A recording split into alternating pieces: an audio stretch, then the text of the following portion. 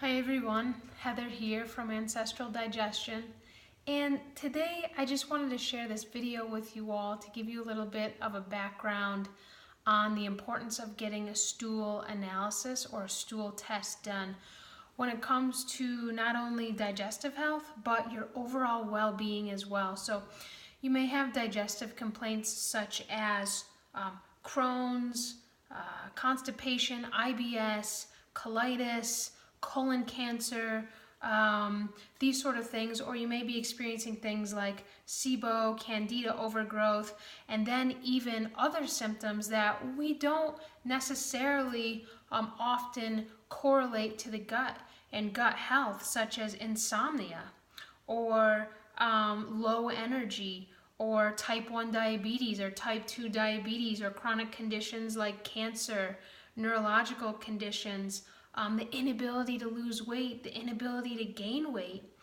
All of these things boil down to what's going on in your gut.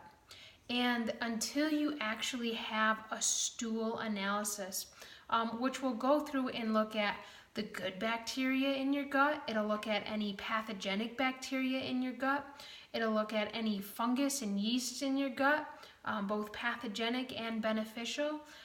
It'll look at parasites and viruses. Now, not all stool testing is this comprehensive and goes into this much detail, but the stool test that I use in my practice, called a GI map, is very comprehensive, and it focuses in on and tests over 70 plus components of the stool, so you really have an idea of what is going on in your stool and your body. So just for an example, most people have something going on in their digestion and or their overall health, and they'll get a general recommendation from a practitioner or a friend or something they read online to take a probiotic supplement. And while this is very well intentioned, often taking a probiotic supplement can actually do more harm than good. It can exacerbate certain symptoms that aren't even related to the gut, such as brain health, mental health, depression, anxiety, these sort of things. And this is why we don't know what's in your gut until we actually test your stool and get a comprehensive analysis of what's in there. And there could be things in your gut that are just, say you're taking a probiotic and it's really rich in lactobacillus strains. So if you have an overdominance of lactobacillus already in your gut, taking more of those strains are just going to make matters worse. The same goes for other bacteria that are in those probiotics. If you're taking a probiotic and in your gut you already have that strain in great abundance, what's going to happen is you're going to further create even more abundance of that strain. And what that does is it actually creates physical symptoms in the body. So if you're taking too much of a strain or getting too much of a certain bacteria in a probiotic or a probiotic rich food that you're eating, your body will tell you through anxiety, depression, your stool, your energy levels, moodiness, insomnia. All of these things are symptoms and signs that there's something going on in your gut that may be off. Now, your body and your gut is this unique, vast ecosystem. It's super diverse. And the bugs and the beneficial bacteria that we put in there, we want them to be super diverse as well. So for example, in your probiotic supplement, if you're taking something that has 1 or 2 strains of bacteria in it, say maybe a lactobacillus strain or a few of those strains and a bifidobacteria strain in your probiotic, well, if you have more of one of those in your gut than another, let's say you have a dominance of lactobacillus strains in your body and you take a lactobacillus probiotic, well, what that does is it crowds out. Oh, there's only so much room in your intestines. So if you're getting too much of one strain than another, your ability to have bacterial diversity, microbial diversity in your gut is going to be super compromised, there's just not going to be any space for those other bacteria to come in and take up space and reside. And we're now learning and finding out and discovering that it's not about one or two bacterial strains or how many and how much quantity of those strains are in your gut, but it's about the diversity of beneficial strains that are in your gut.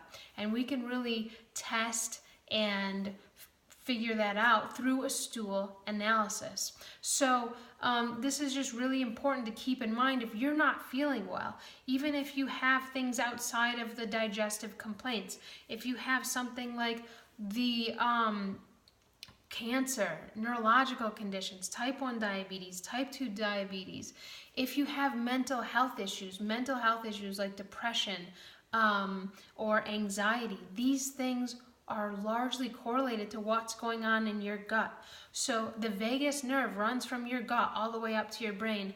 And if you have pathogenic bacteria in your gut, or viruses or parasites, or if you have an overdominance of one of the beneficial strains versus all the other diverse strains that are in there, those messages that are going from gut to brain are going to be super compromised. And then your brain is going to be telling your body to do things that it's not supposed to be doing, and you'll feel physical symptoms like fatigue, brain fog, moodiness, insomnia, and this sort of thing. So it's really important to figure out what's in your stool so we can get the bacteria imbalance in your gut and add in bacterial diversity as needed. One thing I want to mention is this topic of E. coli, because many of us have heard of E. coli. We mostly know it as a detrimental E. coli that is found in food or water supplies that's been contaminated by pathogenic E. coli bacteria. But one thing to mention is that when it comes to mental health issues, when it comes to sleep, when it comes to energy levels, when it comes to approaching disorders such as cancer and diabetes, when you also have beneficial strains of E. coli, and most people are severely deficient in these strains due to the use of painkillers, even things like ibuprofen, Panadol, Tylenol, pharmaceutical painkillers. These things really kill off beneficial E. coli strains. And E. coli is responsible for producing CoQ10 in your gut. CoQ10 is produced in your gut, but if you don't have enough of those beneficial E. coli strains, you're going to be tired. It's a major cause of constipation. You may have insomnia, also anxiety and depression, and just general feelings of moodiness or not feeling well or not having enough energy are major symptoms of low beneficial E. coli levels in the gut. So how can we determine if your E. coli levels are low? What we do is we can do that through the stool analysis. It's a really simple way to get this kind of information that's often overlooked when approaching gut health and just overall health as well. And lastly, I'll mention a word on SIBO because it's such a really big topic, and most practitioners, if you go to them with a digestive related condition or symptoms, they will likely say that you have SIBO. While that's really great, we need to know what's causing the SIBO, because SIBO just means a dysbiosis, a disharmony in your gut. So that can be caused by so many things. And so we can stab around in the dark with probiotics and candida overgrowth protocols, but if we don't actually know what's causing the dysbiosis in your gut that is causing the SIBO, then we can't really make an accurate assessment as to how to treat the SIBO. So getting the GI map, and I also add on other tests to that GI map in my practice to test for things like leaky gut, autoimmune markers, cancer markers, type 2 and type 1 diabetes markers, and as well as markers for weight. So there's these two bacteria called the Bacteroides, and then the other one called the Firmicutes, and these make up most of the beneficial bacterial strains in your body, in your gut. And if these Firmicutes and Bacteroides, if they're out of balance with each other, then one may be more prone to weight gain and one may be more prone to weight loss. And these two really interact really nicely together to give a gauge whether one is more prone to being overweight and obese versus if one is more prone to being underweight. A lot of people have trouble gaining weight and they just do the carbohydrate thing. So they load up on carbohydrates to try to gain weight. And this isn't getting to the root of the issue. Your gut bacteria have so much to do with how you gain or lose weight and your ability to do so and maintain a healthy weight. So really looking at those numbers and those strains in a stool analysis can be super helpful to getting to the root of those weight gain or weight loss issues. So if you're interested in getting your stool tested and then getting a very individualized plan on how to actually go about rectifying any imbalances in the stool analysis, I invite you to reach out to me. You can do so at ancestraldigestion@gmail.com or just go to ancestraldigestion.com and check it out, see what we're doing there, and I can help you out with that. I can get your stool tested and then formulate a really individualized plan that involves nutrition, it involves supplements, it involves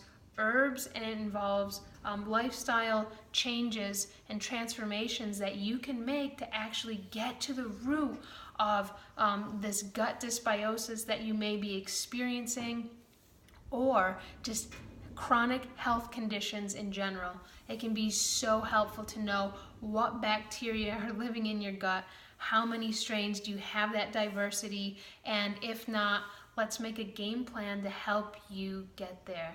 So I hope you found this helpful, and I look forward to helping you heal your gut.